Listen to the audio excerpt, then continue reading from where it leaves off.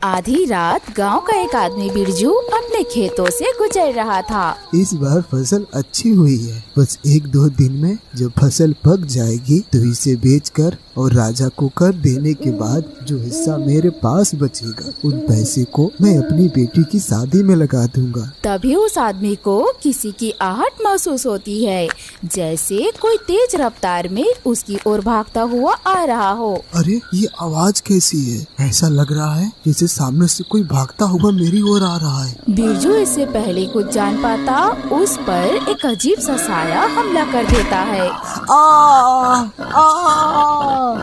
बचाओ बचाओ। अगली सुबह खून में लथपथ बिरजू की लाश उसके खेतों में मिलती है। हे भगवान, ये क्या हो गया? हमारी तो दुनिया ही उजड़ गई।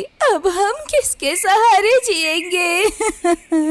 बहुत ही भला आदमी था, बेचारा ना जाने किसने इतनी बेरहमी से बिरजू की जान ले ली। अरे मेरे पति की तो किसी से दुश्मनी भी नहीं थी, वो तो खुद बैरी से दूर रहते थे। न जाने किसने अपनी भड़ास उतारी है इनकी जान लेकर। भगवान उसे कभी माफ नहीं करेगा।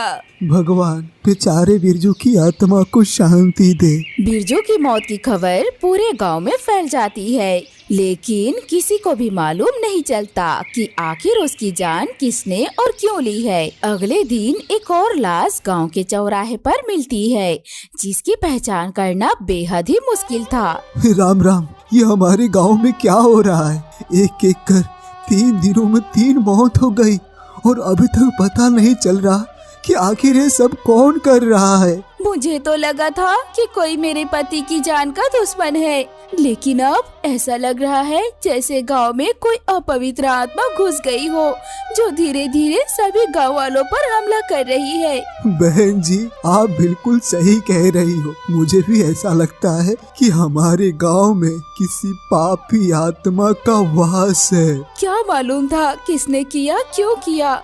अब हम किसके सहारे रहेंगे, किसके सहारे